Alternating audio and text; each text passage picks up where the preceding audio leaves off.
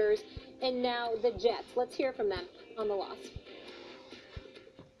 We just got to go out there and play better football. We're not playing very good football right now, so, I mean, I guess every week just got to get back to work tomorrow, get in the film room, see what went wrong, see what went well, and learn on it and, get better.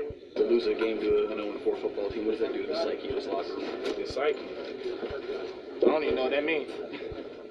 What does it do to the confidence of this football team? It don't change. Not at all. We know what the hell happened today. We beat ourselves just like last week.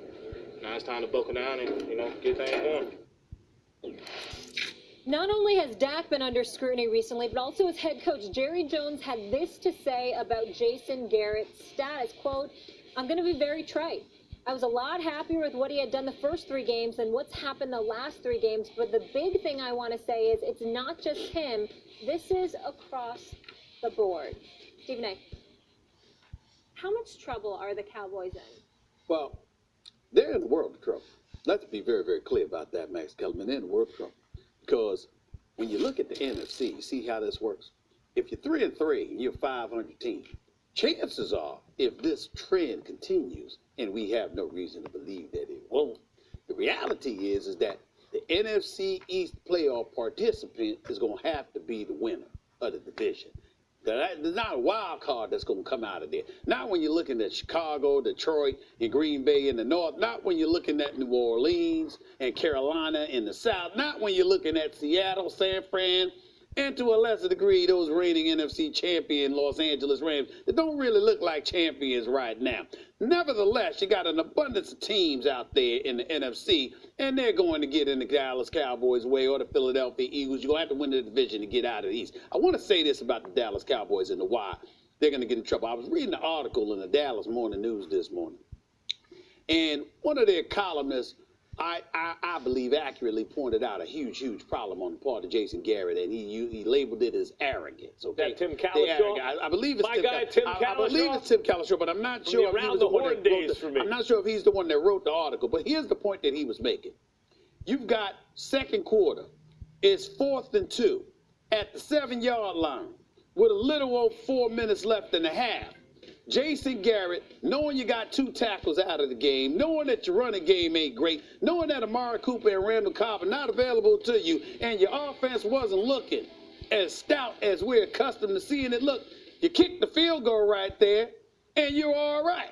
What happens? He says, no, can do. I'm going to go for it on 4th and 2, and I'm going to call a quarterback sweep for Prescott. It fails. He gets swallowed. The very next play, Sam Darnold connects with Robbie Anderson for a 92-yard touchdown, and that double move by Randy Anderson on a Woozay. And as a result, the Jets go up 14-3. As we look back on it, had they kicked the field goal at that particular moment in time, guess what? Would have been a different ball game, because what did you need at the end? 2-point conversion. That's Jason Garrett. That's coaching. Once again, that's coaching, not stepping up to the plate and handling this business, which is why I have no problem with Jerry Jones taking that position. Dallas Cowboys in a world of trouble right now, and I can't say that I'm upset about it. Dallas Cowboys are in some trouble, but fortunately for them, the NFC East is so bad that they could still make the playoffs. They're not going to do anything once they get there. Right. Maybe if it matches up a certain way, they can win a game. Maybe they can win 2 playoff games. They ain't winning the Super Bowl this year, even if everything falls their way. Yeah. I agree with Tim Cowlishaw's point. Was Tim Cowlishaw, and I want to address that for a second. He hears, Jason Garrett, the criticism from guys like me. No, from me, right? Coaches are such cowards in the NFL. It's unbelievable. They never go for it on 4th down, not nearly as much as they should, because they're afraid about getting second-guessed. He hears, I've brought it up a million times, you have Ezekiel Elliott. You drafted him 4th overall. He's exceeded expectations. You're in midfield, and I mentioned this from last year, 1 yard. You're 4th and 1, and you punt. Right? That tells you everything I need to know about Jason Garrett. So here he is. He hears that kind of criticism. He's thinking, oh, 4th and 2? I'm going to go for it, right? But it does depend on the circumstance. Here and there, you have to take it into consideration. I usually like that. I'm not going to kill him now. But Tim Cowlishaw has a point. Pay attention to what's going on. Ezekiel Elliott just didn't do anything the last time he touched the ball. And the main thing is, because your 2 tackles, your starting tackles, who are all universe tackles, aren't there. And that's when you choose to be aggressive, right? When maybe you should think, let me take the points, then you choose to be aggressive. The Cowboys are in some trouble in the sense that they should have a better record than they are right now and be more in control of their own destiny. They're not, mainly because of injury, but also because their head coach isn't good enough. And even when Jerry Jones talks about Dak, and we'll get into it later on, in the end, it's going to come down to a decision: head coach or quarterback. They've isolated every other variable. They have everything else they need. I do not believe he will choose the head coach. So not only are the Cowboys in trouble, but Jason Garrett in particular is in a world of trouble. Jason Garrett will be gone at the end of this season, barring a miracle, meaning barring if they make the playoffs and make a run in the playoffs.